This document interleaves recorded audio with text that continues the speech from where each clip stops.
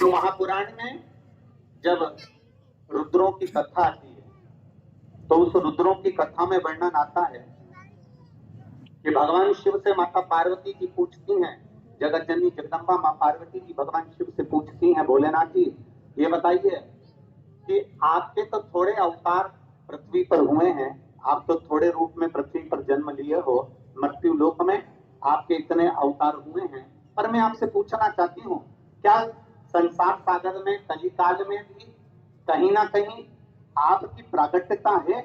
भगवान शिव कहते हैं जो नारी और पुरुष भगवान शंकर की भक्ति में डूबा रहता है, शिव आराधना में डूबा रहता है, उसके गर्भ से जो संतान होती है वो मातृभूमि की रक्षा करने वाली ही पैदा होती है, क्योंकि मैं पृथ्वी पर जन्मा हूं। भगवान शिव का मूल स्थान मृत्यु लोक है। भगवान ब्रह्मा ब्रह्मलोक में रहते हैं, भगवान विष्णु वैकुंठ लोक में रहते हैं, इंद्र लोक में रहते हैं, सारे देव अपने अपने लोक में रहते हैं, और भगवान शिव इस मृत्यु लोक में निवास करते हैं। तो मृत्यु लोक में उसी को परमिशन देते हैं आने की जो जनहित का कार्य कर सके। जो महापुराण की कथा यहाँ तक कहती है महाराज, आप सब यहाँ भारी संख्या में आए हो, आपसे पूछें आपके कमरे में, जिस कमरे में आप सोती हो उस कमरे में तगाड़ी, फावड़ा, गेती, हल, टंकी, झाड़ू, खटिया, सोपड़ा, चलनी, मूसल और क्या बच्चा रई, ये सब रखती हो? जिस कमरे में सोती हो जम के बोलो जरा, नहीं रखते ना? अटाला रखने का कमरा अलग है। अपने कमरे में जो चीज अपन प्रयोग की है, जो चीज उपयोग की है, जो अच्छी है, उसको अपने कमरे में रखते हैं। जब तुम अपने कमरे में बेकार चीज नहीं रखते तो मेरा महादेव अपने पृथ्वी पर बेकार को जन्म देता ही नहीं है। हम अपने मूल तत्व को तो जानते ही नहीं, और जिस दिन हम अपने मूल तत्व को जान गए उस दिन हमारे जीवन की सार्थकता हो जाए। जिस दिन हम अपने आप को पहचान गए अपने जीवन की सार्थकता हो जाए। ये तो महाराणा प्रताप जयंती समारोह समिति झालावाड़ का ये एक सुंदर आयोजन यहां आयोजित किया गया। झालावाड़ के इस क्षेत्र का ये आयोजन एक बार का नहीं, बारंबार होता रहा है, पर जो यह आयोजन किया गया है ये केवल सनातन हिंदू धर्म को जगाने के लिए किया गया है। ये आप अंदर से जागो। अभी संघ प्रमुख जी वर्णन कर रहे थे कि संगठन में बल होता है, संगठन में बल। एक शेर 4 बेलों को मारना चाहता और 4 बेल इतने संगठन में रहते थे कि उनके ऊपर शेर आक्रमण नहीं कर सकता। सिंह की सामर्थ्यता नहीं है कि वो आक्रमण कर ले, शेर की सामर्थ्यता नहीं कि वो आक्रमण कर ले। जब जब शेर आता था एक बेल को पकड़ने का प्रयास करता था, 3 पीछे से आक्रमण कर देते थे। शेर फिर दूसरे को आक्रमण करता था, फिर बेल पीछे से आक्रमण कर देते थे। शेर एक भी बेल को नहीं मार सका। आखिरी में बेलों को मारना नहीं हो पाया तो शेर ने विचार करा, अपने मंत्रियों को बुलाया कि बताओ ये आखिर बेल मरेंगे तो मरेंगे कैसे? तो बेल को मारने के लिए शेर के लिए कहा गया कि ये बेल जब तक संगठन में रहेंगे इसको कोई मार नहीं सकता। एक काम करो, इनके अंदर फूट उत्पन्न करो, इनमें फूट डालो। कैसी फूट?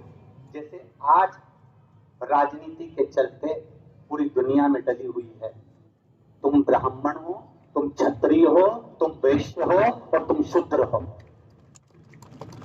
आज राजनीति के चलते ये फूट डाली जा रही है कि तुम ब्राह्मण हो, तुम क्षत्रिय हो, तुम वैश्य हो, तुम शूद्र हो। पर हर मानस से ये नहीं कहा जाता कि तुम इस मातृभूमि के जन्मे हो, इस भारत भूमि के जन्मे हो, ब्राह्मण क्षत्रिय और वैश्य शूद्रवाद में हो।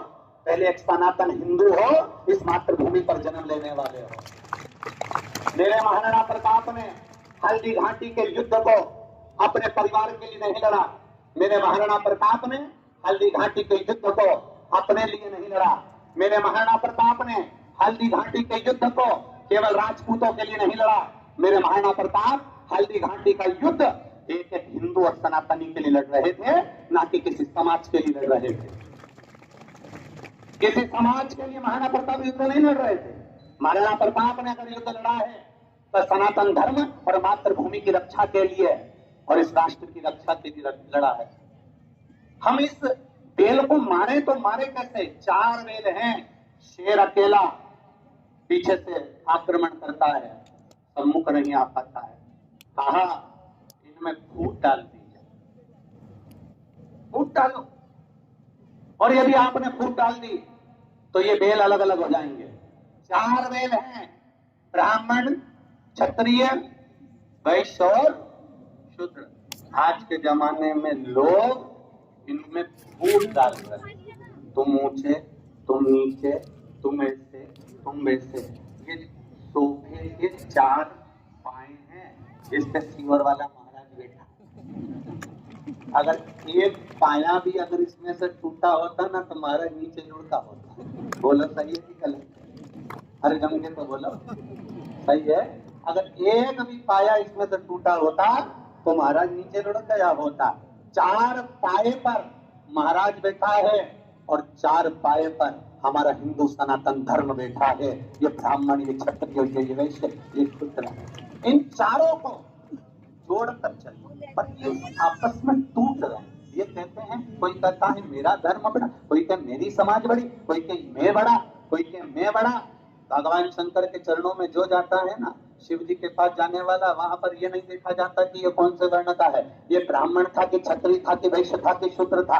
दूसरे मंदिर में भले देख लेंगे चल जाएगा, दूसरी जगह भले देख लेंगे चल जाएगा, पर मेरे महादेव के सामने ये नहीं देखा जाता कि ब्राह्मण है कि क्षत्रिय है कि वैश्य है कि शूद्र है। क्योंकि मेरा शिव शमशान में रहता है और शमशान में आने वाले मुर्दे से नहीं पूछा जाता कि ये कौन धर्म का है, कौन वर्ण का है और कौन जाति का है। वहां तो जो आता है वो रात का ढेर बन जाता है। वहां नहीं पूछा जाता कि तुम कौन हो, कहां से आए, कहां से आए। कभी शमशान किसी मुर्दे को लेकर गए और वो मर गया, उसको जलाने ले गए। कभी वहां शमशान वाले ने पूछा कि तुम इंदौर के हो, यहाँ काहे को जला रहे? तो मकान, शमशान, शिव का धाम लगा हुआ, जाओ यहाँ। 4 बेलों को मारने का प्लान बनाया। शेर जब बेलों में भड़काया गया, बेलों को और भड़काकर चारों को अलग कर दिया गया, तब शेर ने एक बेल पर आक्रमण करा और एक बेल को निपटा दिया। दूसरे पर आक्रमण करा, दूसरे को निपटा दिया। तीसरे पर आक्रमण करा, तीसरे को निपटा दिया।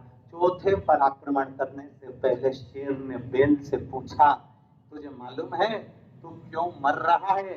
बेल कहता है, मुझे मालूम है मैं क्यों मर रहा हूँ, क्योंकि हमारी आपस की फूट हम पूरों को मार दी है। अगर हम संगठन में रहते, एक साथ रहते, तो शेर तेरी सामर्थ्यता नहीं थी कि तू मुझ पर आक्रमण कर लेता। महाराणा प्रताप जी की सेना तो राजपूतों से भरी पड़ी थी, पर सामने जो अकबर की सेना थी, उसकी सेना में भी फूट डालकर अपनी सेना में राजपूतों को मिला लिया गया, फूट डालकर। और बाद में जब दोनों तरफ की सेना मिल गई, एक जैसे नजर आ रहे सारे राजपूत। मूंछों पर ताल था, मस्तक पर तिलक था और बड़ा कटकाती एक राजपूताना की थी। जब देखा, अकबर के सैनिकों ने सूचना पहुंचाई, अकबर के पास में जाकर कह दो यहाँ तो अपने सैनिक और महाराणा प्रताप के सैनिक एक जैसे राजपूताना दिख रहे हैं। अब करे तो करे क्या?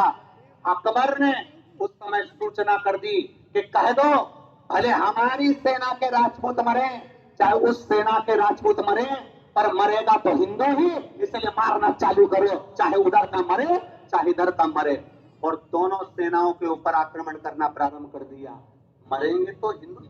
आज अगर अड़काया जाएगा, अब शब्द कहा जाएगा, जरा सी मोटरसाइकिल छोरी देख लेती है, गाड़ी भुन भुन करे, कितनी जोरदार हेयर स्टाइल। अब उसको नहीं मालूम कि ये मोटरसाइकिल तो उसकी दुकान पे सुधरने के लिए आई थी कि मैं 50 रुपए का पेट्रोल भी जिसकी मोटरसाइकिल थी उससे डलवाया था कि मैं चालू करके देखूंगा तो डाल के जा, जिसके पास पेट्रोल का पैसा नहीं। इतनी महंगी मोटरसाइकिल लेकर आया और तुम्हें 20 रुपए की चाउमीन खिलाकर तुम्हारी नींद नींद कर दी। जरा विचार करिए, विचार करा कभी तुमने? कभी विचार करिए अपने ऊपर। जिस माता पिता ने तुमको पाल पोस कर बड़ा करा है, जिस माता पिता ने तुम्हारी परवरिश में जिंदगी निकाल दी है, जिस माता पिता ने तुम्हारे जीवन को संवारने के लिए अपनी जीवन दांव पर लगा दी है, पूरी लाइफ माता पिता की तुम्हें संवारने में निकल गई। और कई कई ऐसे होते हैं स्टेटस पे लगा देते हैं माय वाइफ माय लाइफ। एक बार भी नहीं लगाया माय मम्मी या मेरी माँ मेरी लाइफ है, पर मेरी वाइफ मेरी लाइफ। अब जो लगाते हैं इनसे ओरिजिनल में जाके पूछो कि इनकी दशा कैसी है। लगा देना स्टेटस अलग बात, और इनसे ओरिजिनलिटी में पूछो। हमने अभी कथा में कहा था 3 काम दुनिया के सबसे कठिन है। सुनी थी कि नहीं? दुनिया के 3 काम सबसे कठिन है। पहला, हाथी को धक्का लगाना। आप में से कितने लोग लगा सकते हैं अकेले? दुनिया के 3 काम सबसे कठिन। पहला, हाथी को धक्का लगाना। दूसरा, मच्छर की मालिश करना। ये दुनिया का सबसे कठिन काम है। दुनिया के 3 कठिन काम में पहला है हाथी को, जम के बोलो जरा, धक्का लगाना। दूसरा, मच्छर की मालिश करना। और दुनिया का तीसरा काम सबसे कठिन है, शादी के बाद मुस्कुराना। ये दुनिया का सबसे कठिन काम, सबसे कठिन। अगर जरा सा भी आप अपनी पत्नी के साथ गए हो रिसेप्शन में और ज्यादा मुस्कुरा दिए हो तो घर आते आते तुम्हारी कटिया खड़ी 25 बार पूछेगी कौन थी, और 25 बार उसका चेहरा देख लेना, सबका पूरी जिंदगी निकल गई। 18 साल तुम्हें देखते देखते होगा, तुम चलो तो सही घर और जितना सामान रखा था सब फेंक रहे। छोरा ने पिताजी से कहा, क्यों देवेंद्र भैया? छोरे ने पिताजी से कहा कि पिताजी आज मम्मी को हो क्या गया? कुछ नहीं बेटा, रिसेप्शन में पानी बतासे का पानी ज्यादा पिया। जरा विचार करिए, कहा जरा सी मोटरसाइकिल देखी, जरा सा फैशन देखा, जरा सी बॉडी शाडी देखी, और हमारे सनातन धर्म की बेटियों को लोगों ने तोड़ना प्रारंभ कर दिया। और उस बेटी को अपने जाल में ऐसा फंसाया कि अब वो ना इधर आ सकती ना उधर जा सकती, केवल अंदर से रोती है, अंदर से बिलखती है और कुछ नहीं करती है। मेरा बेटियों से निवेदन है, तुम्हारे माता पिता ने तुम्हें पाल पोस कर बड़ा करा है, तुम्हारे माता पिता ने तुम्हें संवारा है। अपने माता पिता को कन्यादान का मौका जरूर देना। अपने कुल को, अपने परिवार पर लांछन मत लगने देना। सनातन धर्म को आगे बढ़ाते हुए तुम भी कोई साधारण सी कन्या नहीं, बेटियां नहीं हो, इस भारत की जननी हो। तुम भी भारत कोई साधारण नहीं। अपने भीतर के तेज बल को जगाओ। आज दुनिया के लोग तोड़ने में लगे हैं। जरा विचार करिए, एक तोड़ने का काम करते हैं, एक जोड़ने का काम करती है। एक छोटी सी चिड़िया जिसके अंडे पानी में चले गए, हवा आंधी में, तूफान में। अगर संगठन में एकता होती है तो जुड़ता है। ये टेंट के नीचे तुम बैठे हो, कल सब उड़ गया रात को 3:30 जो थे यहाँ पर उनसे पूछना, 3:30 बजे सब गायब हो गया। और अभी भी इनकी दशा देख लो तुम, कहीं दिन से उल्टा सीधा हुई है, सब उड़ गया। और श्री महाराणा प्रताप जयंती समारोह समिति झालावाड़ राजस्थान के एक एक कार्यकर्ता दम से जब लगे 3:30 बजे उड़ गया था, पकड़ लाए, वापिस इन्होंने यहाँ फिर जोड़ दिया और आप बैठकर कथा का आनंद लें। बाकी है दिक्कत थोड़ा सा, जब आप कोई अच्छा आयोजन होता है, सत्कर्म होता है, भगवत भजन होता है, कीर्तन होता है, मंत्र जाप होता है, नाम जाप होता है, आप राष्ट्र के हित के लिए आगे बढ़ोगे, कोई अच्छा काम करने के लिए अग्रणी होगे, थोड़ी तकलीफ आती है। डब्बों को पार लगाना है तो इंजन का मुंह काला होता ही है, उसमें कोई विशेष वाली बात नहीं है। लोग तुम पर भी उंगली उठाएंगे, कोई टेंशन नहीं। आग लगे बस्ती में, जरा जम के बोलो अपन रहो, क्या किसको रोइए, बोल बम का नारा है। अपन उसके सहारे, अपन उसकी भक्ति में, देखा जाए जो होगा देखे, क्या सोचना। पहले के जमाने में लड़कियों को बड़ी चिंता होती, सास कैसी, वो तो सही है, बड़ी चिंता थी, रोती थी सास कैसी मिलेगी, क्योंकि लोग ने इतना सास को भयंकर बना दिया था कि सास कैसी मिलेगी, रोती चिल्लाती, सास कैसी मिलेगी। आज के जमाने में उल्टा हो गया, सास को चिंता रहती है चंद्र घंटा कैसी उसकी चिंता सास को रहती है। भगवान भोलेनाथ जी को जल चढ़ाती कहती, हम तो 3-4 देवरानी जेठानी थी, निप गई, एक आएगी उसको अच्छी भेज देना, बाकी के सब ठीक है। मालूम पड़े रोज प्रतिदिन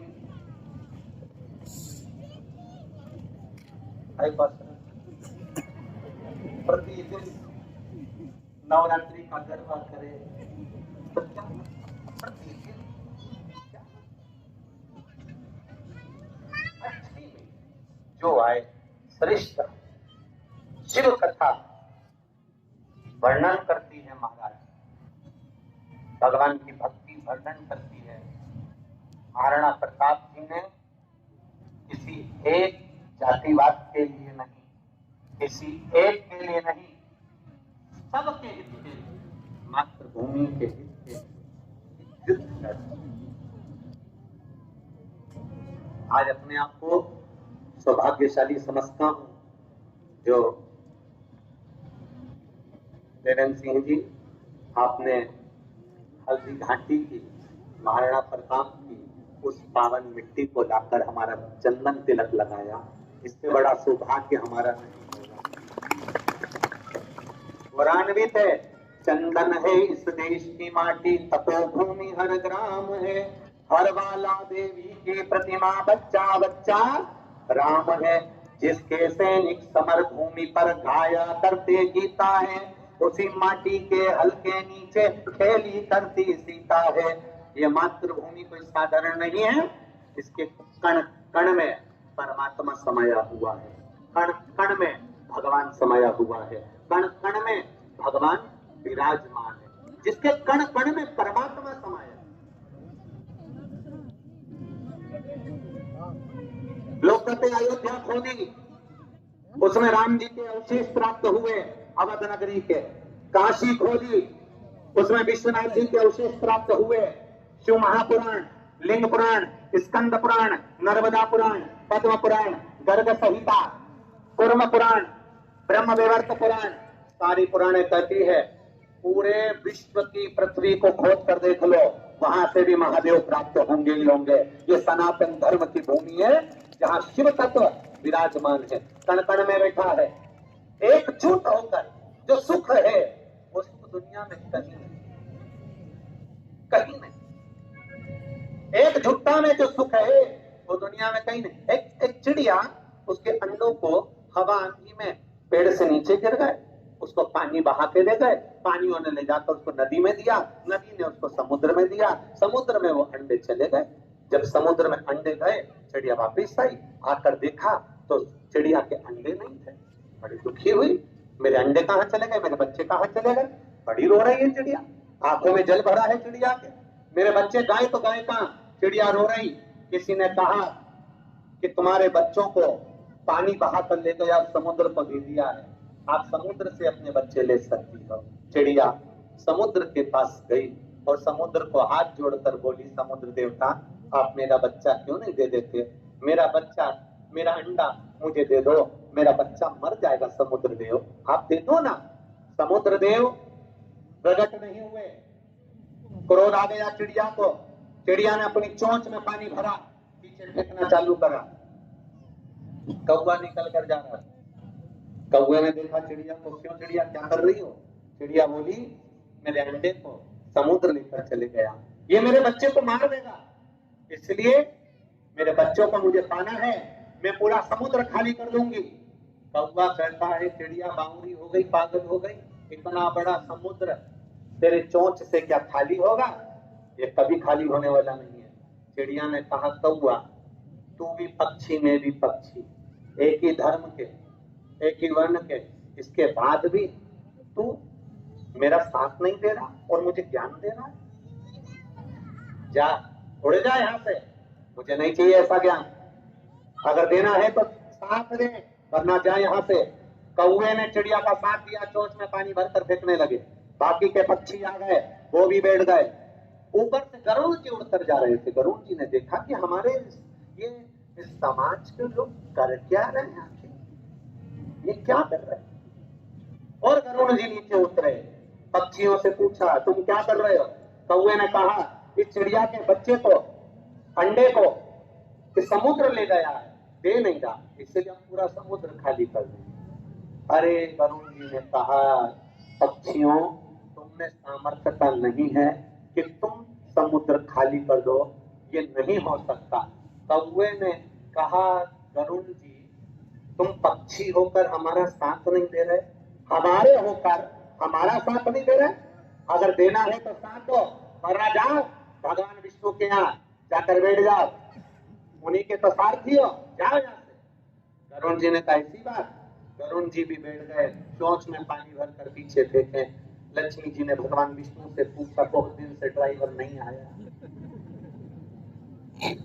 गरुड़ जी नहीं दिख रहे, जाना भी है मुझे पार्वती के यहाँ, फंक्शन है मेरी बेस्ट फ्रेंड के यहाँ, अब मैं जाऊं तो जाऊं कैसे, करूं तो करूं क्या।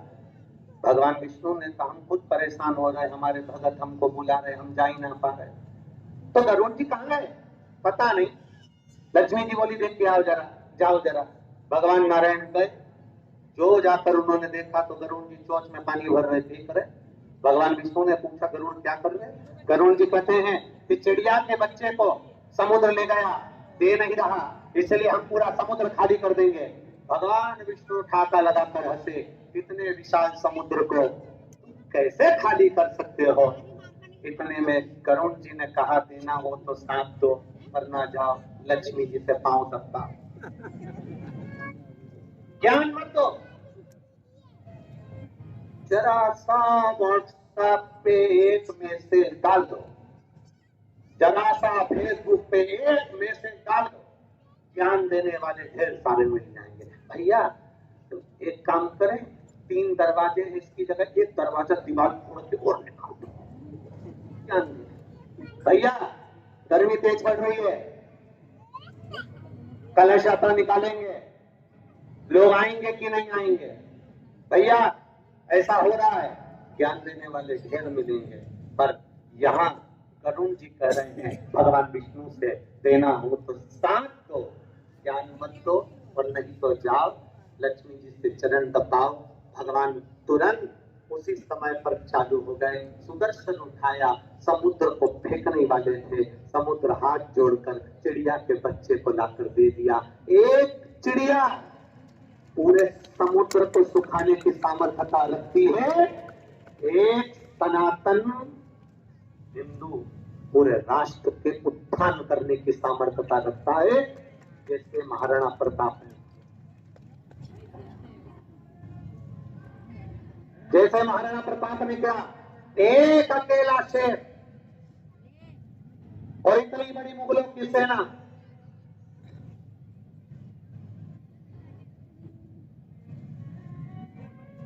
राष्ट्र धर्म को बचाना है, सनातन धर्म को बचाना है। आज हम